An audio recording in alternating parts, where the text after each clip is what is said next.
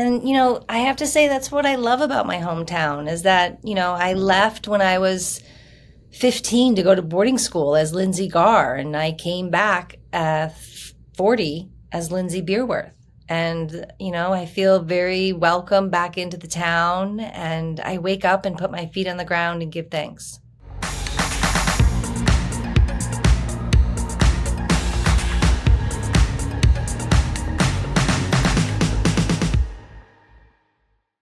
Hi, and welcome to Chatham Coffee Tour. Today I have my guest, Lindsay Bierwirth, who is joining me. I think, are you in your studio or are you at home right now? Are you at work? I'm at Chatham Works in our conference room. Oh, great, because I love the map behind you. I'm just looking at that.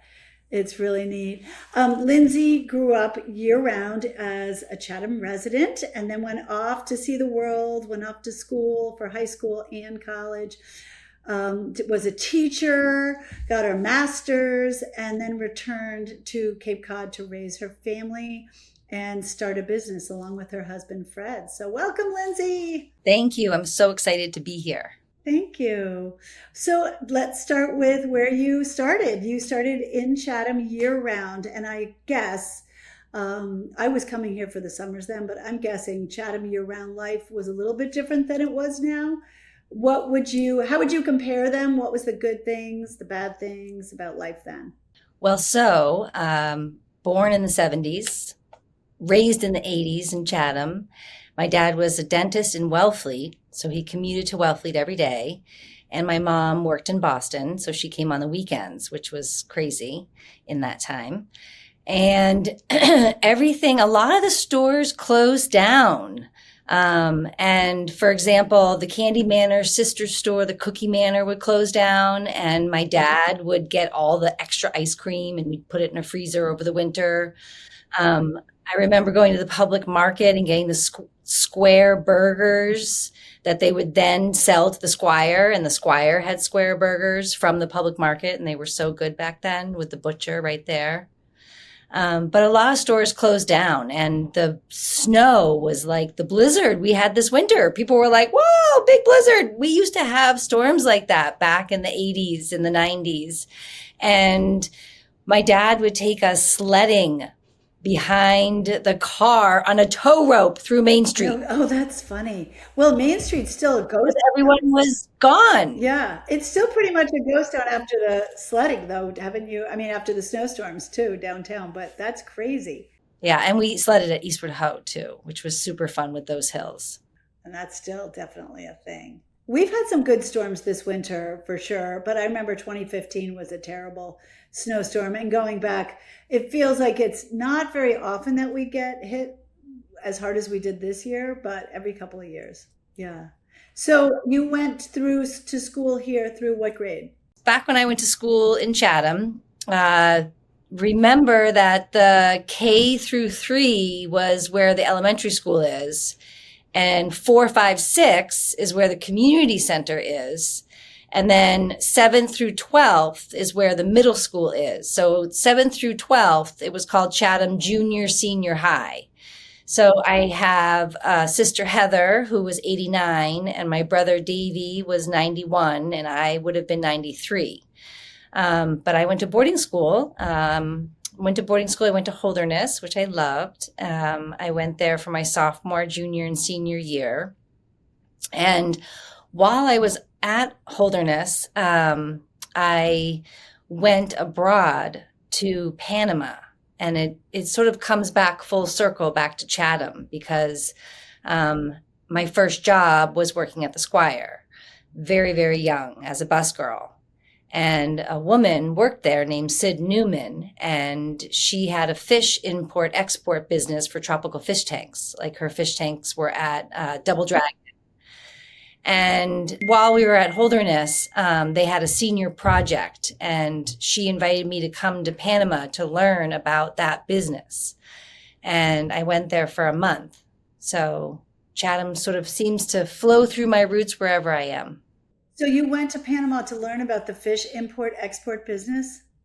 I did. And then learning how to like catch the tropical fish, learning how to trap them safely for, the long flight and voyage. I mean, they're little tiny fish. And we went to the San Blas Islands, which was where she had her relationships with the different fishermen. And she left me there for 3 days by myself as age 18 in a hut with a dirt floor and hammock. And it was pretty amazing. That's pretty unbelievable. But you did have some Spanish, and then you ended up really falling in love with Spanish as well, right? Right. And then I went to Hobart William Smith. And then my first year I was at Hobart, I decided to go abroad. And so I went to Ecuador my freshman year. And I worked for an international law firm called Baker McKenzie and they're an international investment law firm. So I worked for Baker McKenzie, Ecuador, Vietnam, Spain, and Argentina. So those were my 4 years of college. And I traveled to these different countries.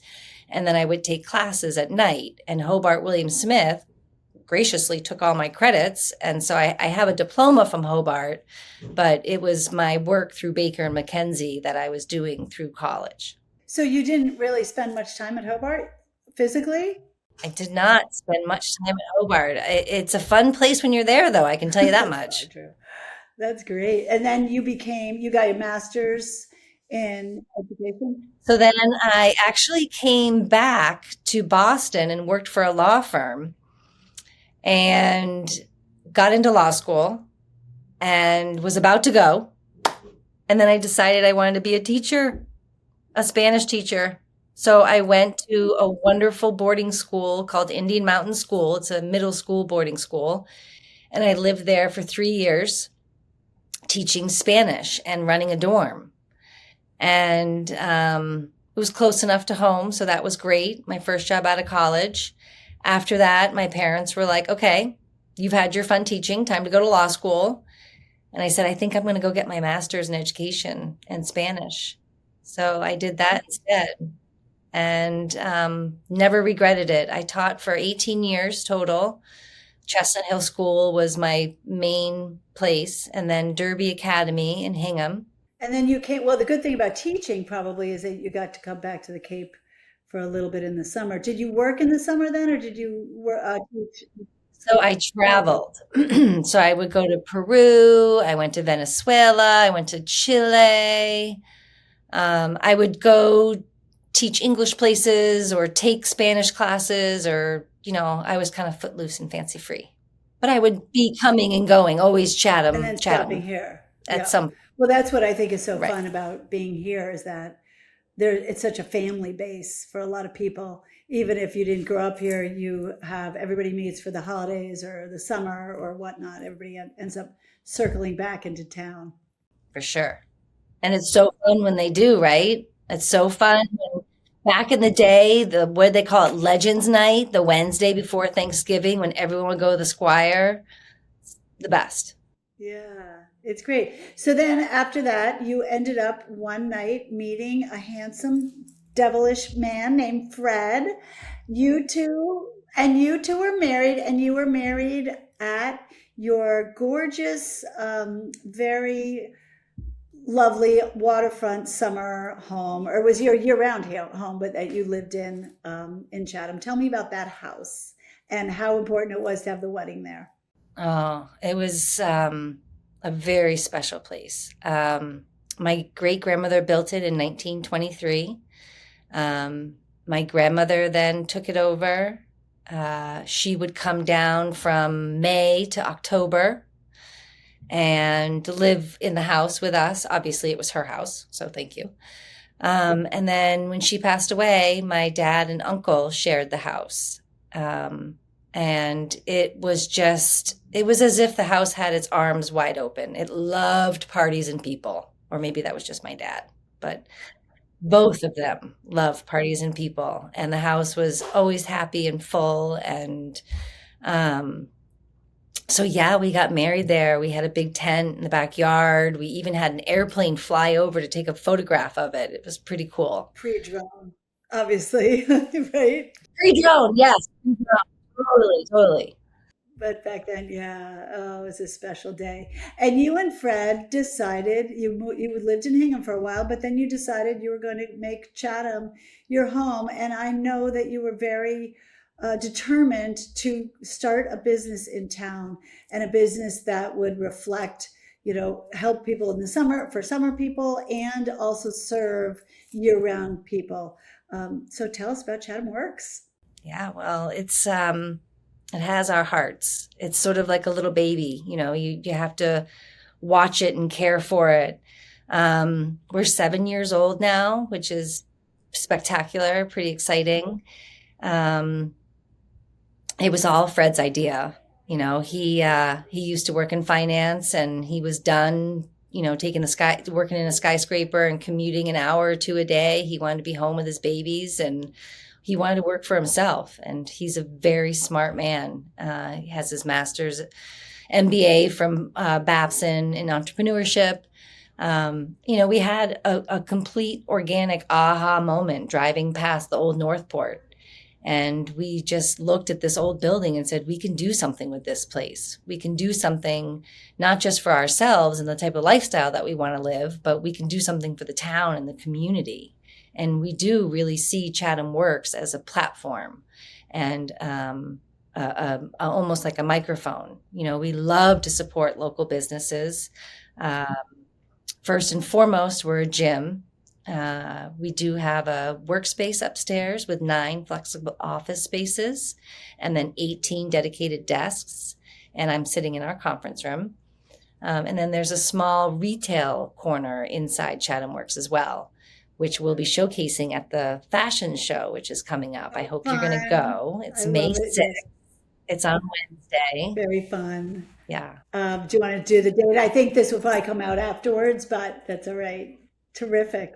Yeah. So, Chatham Works is, I've always grown up, playing sports or exercising. I've run the Boston Marathon. I'm by no means a triathlon or a sporty spice. I just like to be healthy. And, Fred's the kind of guy who can put the headphones in and get a great workout on his own, whereas I'm someone who loves the classes, and I love a variety of classes. So Chatham Works is really a combination of what Fred loves and what I love. And how have you found it mixing the summer and the year round, just in terms of scheduling? And you probably have to have more classes and hours in the season, a little bit less in the off season. How's that worked for you? We're first and foremost a year-round business. Our pricing is the best for year-round people, and we're not shy about that. We care first and foremost for the year-round client, because they're the ones that are, getting us through January, February, and March. And the winters here are scary. I mean, we're a year-round health and wellness business in a highly seasonal economy. We're swimming against the tides. It's really tough to run a year-round business. But like I said, Fred's really smart, and he constantly pivots, and he says Kaizen, which means in Japanese, constant improvement. How can we improve? What can we do better? What can we do differently? How can we hone in on this? But in the summertime, we move our classes outside. We have an outdoor turf. So that allows us to go from 22 to about, let's just say higher. So we have the outdoor turf. We do not hire seasonal help. We have what we have. We are dedicated to our year-round staff. So we pay our year-round staff the same in January as we pay in July. We have a very different model. It's not eat what you kill. It's not they get their clients. We own the relationship with the clients, and we do all the scheduling, all the point of sale. And what they do is they come and they do what they're best at, which is being a trainer or a group instructor. So I'm more of the front of the house. Fred's more of the back of the house. He's kind of the bean counter, but he does love being in the front of the house too. I love being with him together. Oh, it's a great business, and it's so many people go because it's in North Chatham. You see a lot of people coming in all the time when you're going to get coffee at the coffee shop next door, and everybody's in their tights and everybody's rolling in. It's a really blessing to have that in the community here. And you focus on wellness, but you also expand it, so it's not just the gym part of wellness. Number one, I know because I've done it a few times, you have a great blood drive. You sponsor the Cape Cod, you let the Cape Cod blood drive people come, Cape Cod Hospital blood drive, which is in the parking lot, which is just makes it so convenient for those of us who like to give blood on a regular basis. Yeah, that's something that's very near and dear to my heart. We have been doing the blood drive since we opened. And during COVID, when we couldn't use a blood mobile, we brought it inside. They're coming May 17th, which is May 12th, excuse me, which is great. We also collaborate with the Harvesters. Chatham Harvesters has a drop-off location here, which is a co-op. So you order your seafood online, and then on Wonderful Wednesdays, you come to the freezer and you pick it up. And it's really neat because you pay forward. So you put like $200 on your account because they need the money to fuel out to get the fish. So you pay it forward and then they deduct it. So you can get scallops, squid, monkfish cakes. My kids love those. And then we also have Capabilities Farms drops off farm baskets. But the program that I'm super excited about was Fred's idea. It's called Local Offers. And so it's this brand new program. It's for our year-round members, and it's all year-round businesses. You have to be a year-round business to participate. So we have Agway, Red Nun, Fisherman's Daughter, Yankee Ingenuity, Pond d'Avignon. So our year-round members can go into 25. We have 25 places right now. They're all listed on our website. Show that they're a Chatham Works member by showing their app, and they'll get a discount. Oh, wonderful. What a nice way to do it. And like that's what you were just saying is year-round people kind of helping year-round people and giving back to the community by giving back to, helping other businesses as well. And I have really gotten to know so many of these local business owners, and I've been invited into their offices and just talking out the local offer and how will it help them? We do all the marketing, social media, in-house signage. And we've had such a high rate of return and rate of response. These local businesses want to be together. Fred made these really great stickers that say year-round local, and we're giving them to all local businesses, whether they want to participate in local offers or not. But just to show that we're here 12 months out of the year. With being a year-round person that grew up here, and then briefly you were kind of a summer person, right? When you lived off Cape, you were in Hingham, you were a summer person, and back to being a year-round. So you've really seen a big spectrum of a view of Chatham and how it's different from different hats, right? And, I have to say that's what I love about my hometown is that, I left when I was 15 to go to boarding school as Lindsay Gar, and I came back at 40 as Lindsay Bierwirth. And, I feel very welcome back into the town, and I wake up and put my feet on the ground and give thanks. Oh, that's so great. I mean, I think most of us who are here, whether it's summer or year round, are so grateful to be able to go take a walk on the beach or run into a friend of a friend at a store and that you hadn't seen in a while. I'm always surprised by how many people I don't see in this very small year-round town. Well, my kids, they call Stop and Shop Stop and Chat. Oh, true. But then I just ran into you in Boston the other day, so that was fun too. I know. How crazy was that? It's crazy. That's because Hattie and Bo have been together since the womb. Our children are the same age. They're literally a month and a half apart, 6 weeks apart, or 2 months apart or something. Yeah. No, that's so great. So, one more thing I want to ask you about your partnership maybe with Cape Wellness Collaborative. How you got involved in that?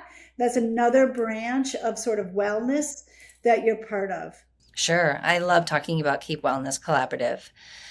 So in 2017, I was diagnosed with stomach cancer, a rare form of cancer, a genetic cancer, CDH1, that was around my stomach. So I had my stomach removed.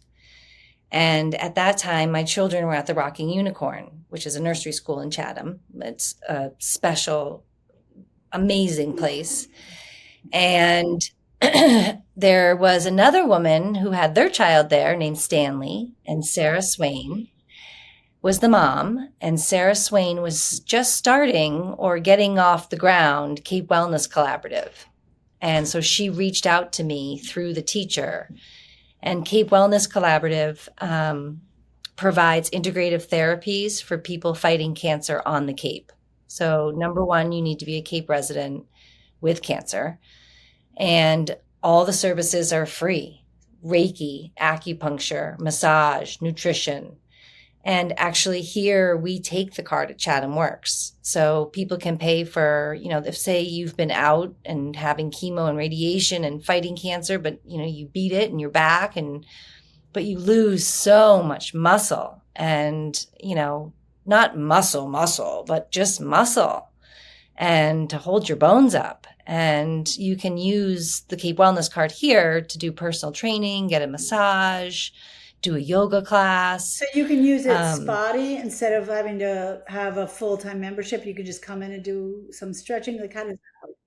Oh, sure. Anyone can come to Chatham Works. But at the Cape Wellness card, you can use, you can use at Chatham Works. You can use at other, all over. They have, their website has practitioner pages.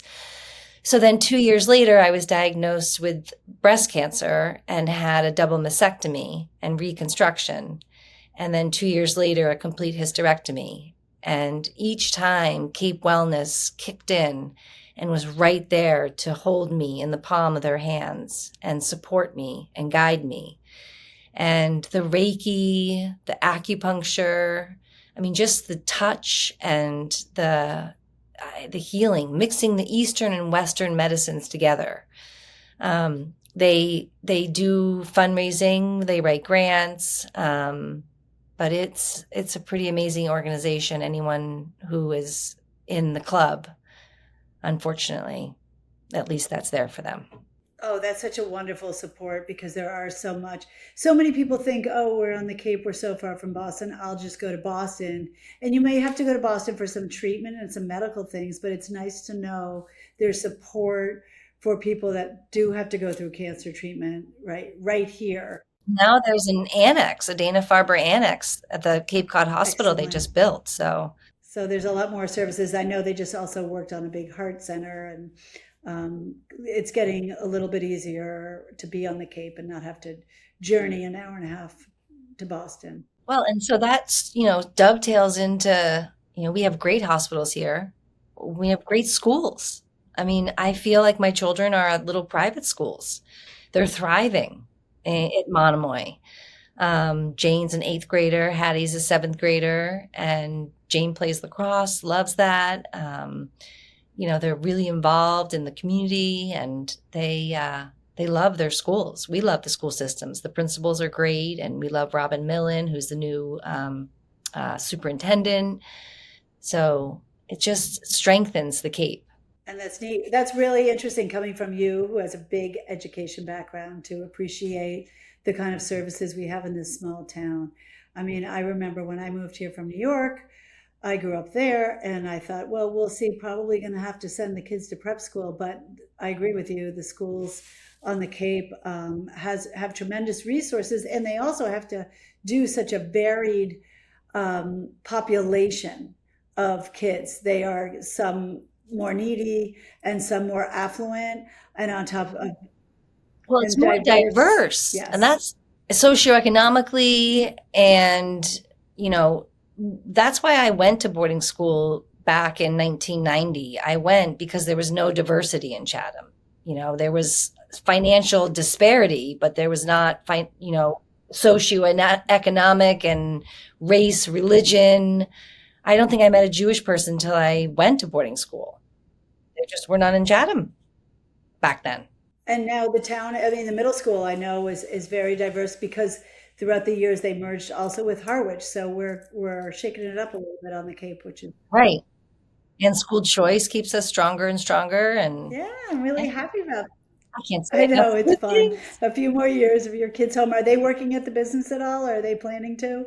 So Jane, so in Massachusetts, actually, you can work in a family business at age 13. So Jane is almost 15. She's been here since she was 13. So almost a year and a half, 2 years that she's been here. Um, Hattie is my wildflower. She's more earthy, crunchy, and she wants to work at Yankee Ingenuity. So, but she's not old enough yet, so she'll have one more summer of fun.